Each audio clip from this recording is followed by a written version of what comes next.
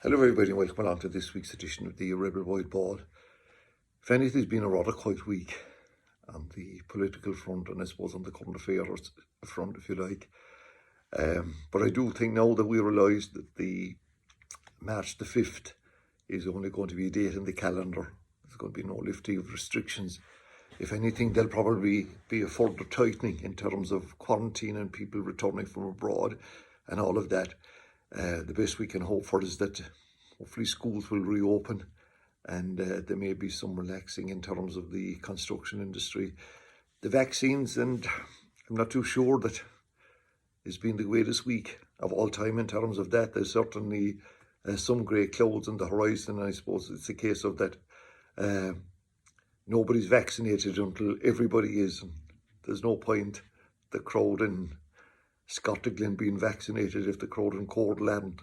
And when you take that on a global front, I think there is some concern maybe for the people in the poorer countries that the rich folk will have to get their act together and make sure that they get the vaccines. But I do think there's a little bit of, I don't know, I don't want to call it an air of despondency, in that maybe we were led to believe that this thing was going to lift much quicker than it is, and then it will.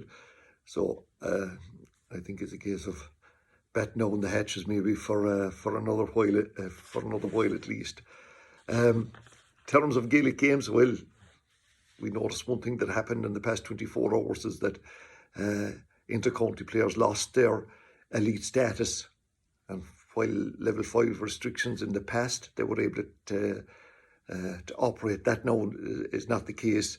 And I suppose it's understandable in one sense, because Gaelic games, it's not about whether they are elite in terms of their prowess or anything like that. It's basically they are non-professional, so they can't live in bubbles like the professional sport.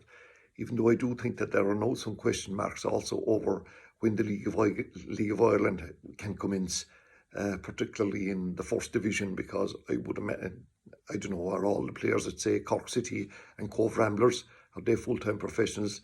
Do they not have part-time jobs? And if they do, I think the government will probably have to knock them off the elite status as well. I'm not too sure maybe that is the right word. And I suppose during the week, like when they started doing the test in the close contacts, they find the positivity rates were, much higher than the norm, maybe 22%. And then the fact that this English variant, as they now call it, is accounting for 75% of the cases in this country.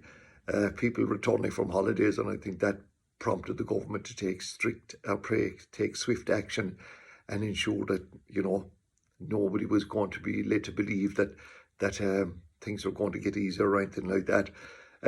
Closer to home though, last week, do you remember I was talking to you about the sponsorship deal for Cork? Well, another fundraising idea by the Cork County Board it's called the Rebel Bounty. It's the new incarnated version of the County Board draw. And when this came in first, there was huge criticism of it, because it placed, obligations in clubs that they had to sell a certain amount of tickets depending on their status, 50 if you were junior, 70 tickets if you were intermediate, and 100 if you were a senior club. And tickets cost €100 each. But from what I'm hearing, it's been an incredible success, and a lot of clubs have embraced it and have turned it into, once they sell their minimum amount, they're then showing profit. And I suppose the fact that clubs themselves don't have to put up, any prize money or anything like that, the news filtering through at this early stage is that it's quite a successful venture. And I suppose from a Cork GA point of view, that has to be, seen as very, very much in a positive light. In terms of, our good friends across the pond in the world of professional soccer, a lot has happened since we spoke last, and probably will now as well. For the past couple of days, we've been watching the fifth rounds of the FA Cup, and there's been some seriously interesting matches. So this weekend now it's back to the Premier League again, even though there's no doubt that there's a clear gap now emerging at the top, and that Manchester City will probably go on and win it. Liverpool who are going through a difficult period after losing 4-1 to Man City last Sunday, prompting Roy Keane to say that the Liverpool were bad champions. My God, will that not annoy all Liverpool supporters coming from Roy Keane? Any of the play Leicester on Saturday, that's an opportunity for them maybe to get back in winning ways. Mentioning Manchester City, their victory last night over Swansea. It was Swansea's first defeat since the Bandonian Conor Horan joined them. They were beaten 3-1. It was City's 15 consecutive victory. They play Spurs, and my God, Spurs fans are having a rough time with lately, losing last night to Everton. And I know there's a few Evertonians around the place in the 5th round of the FA Cup. It went to extra time and they won on a scoreline of 5-4. It was obviously a very interesting and entertaining match. And Sunday then we have Manchester United. After their recent blip, they're back in action. Well, they were happy with their 1-0 win over West Ham in the Cup on Tuesday. They play West Brom, should be expected to win that one. Arsenal against Leeds, and Arsenal, I know, were absolutely fuming last weekend. Arsenal fans at their loss to Aston Villa, a side that have been doing quite well this season. They play Leeds, and as I said to you before, I know we have a lot of Leeds fans around here. They had a good win against Crystal Palace in their last day out, so that should be a good enough game. And mentioning Swansea, they're back in action on Saturday in the Championship, where they play Sheffield Wednesday, one of the lower teams in it. And, Conor Horan will be, this man has been incredible since he has joined them. He only came on last night for the last 15 or 20 minutes, so it'll be interesting to know how he gets on. And maybe he'll get another goal. He's already scored 3. And those of you who follow soccer closer than a lot of us would, like, this guy's a midfielder, and to have that return of scoring since he joined them is an incredible strike rate, if you like. In terms of rugby, my God, were we offside in terms of our predictions last weekend, where we thought that, France or that Ireland would beat Wales in the Principality. No, to be honest, they should have. The sending off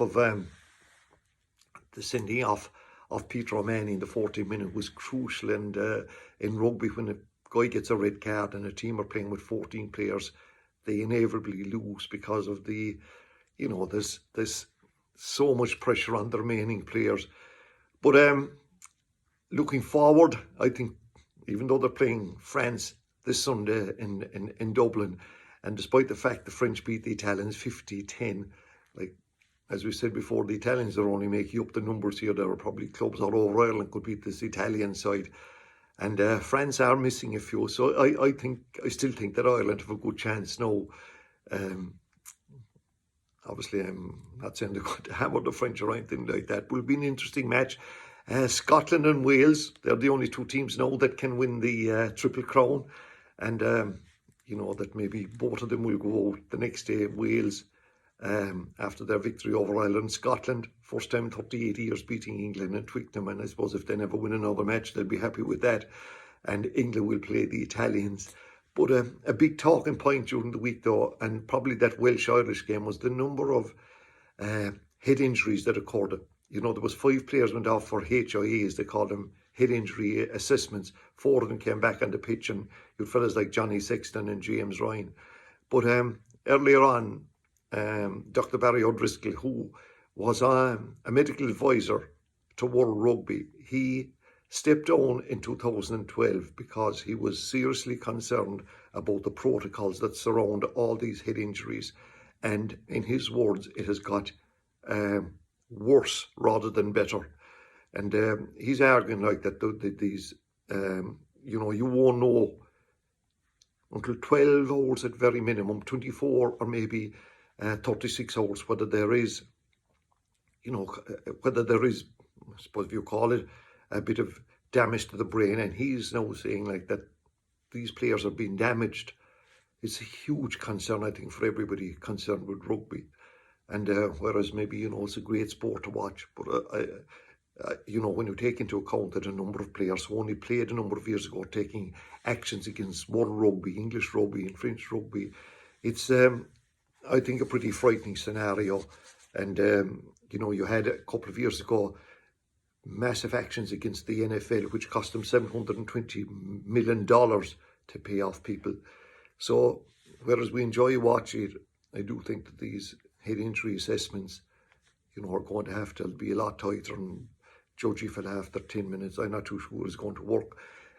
Horse racing, and I know a lot of you are huge fans of it, but last weekend I noticed that Ruby Walsh got in a bit of trouble. It was the Dublin Racing Festival's Leopardstown, and was getting wide coverage on television, RTE, and I think Ruby, his comments didn't find favour anyway with people that follow point to point. He more or less said, look, that his point to point is such a huge loss. It's not going on at the moment.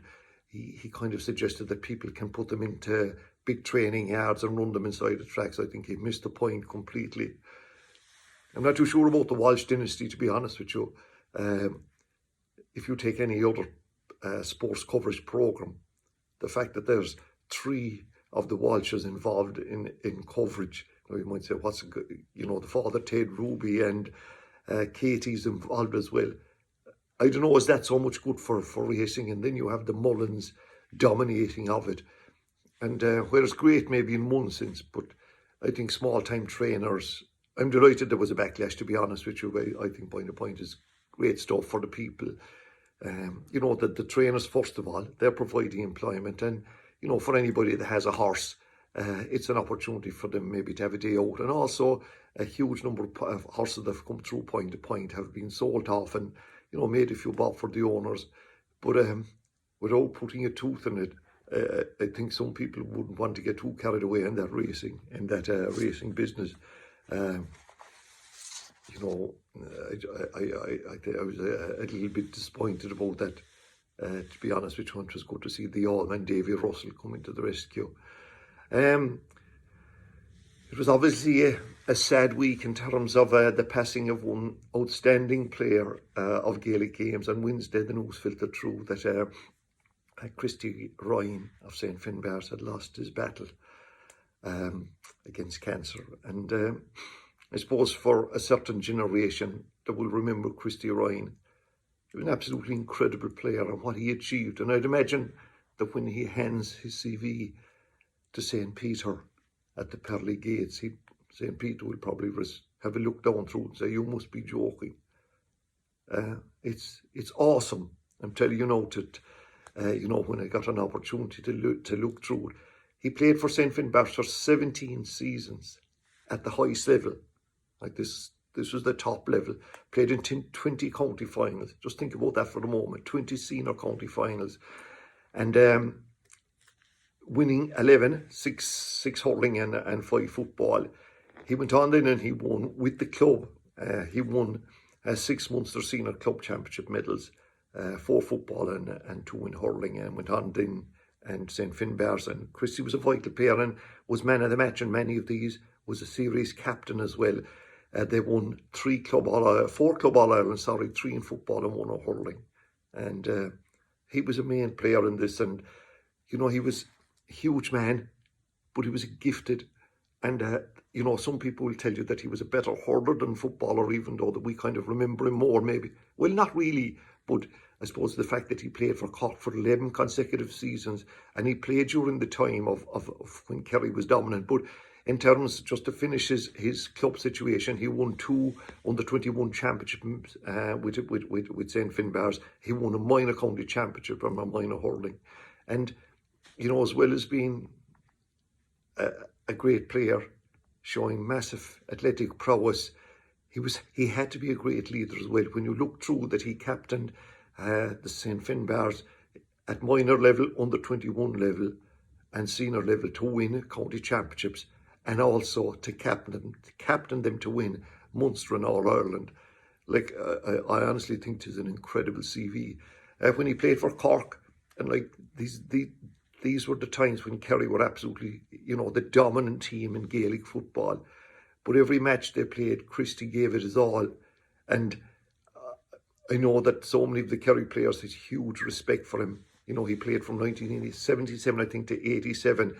And they won 2 Munster Championships. He won National League, and he was captain there as well. He played with the Cork Hurlers for 2 years, winning a league medal with them. His achievements are awesome. But he went back to his club then for 30 years. He was there as a manager, a mentor, a coach, and a real decent person. And, you know, he was, aside from his obvious prowess as a player, you know, all the tributes that have been played to him, you know, he was one kind-hearted, decent individual, and obviously he'd be greatly missed by his wife Miriam, his daughter Susan, Gillian and Francis, the extended Ryan and Barry Murphy family, as well as all at this great St. Finbarrs club, which is very much a family-orientated club. So to all of the people, we extend our sympathies, and, you know, may the Lord have mercy on his most gentle soul. So until next time, take care.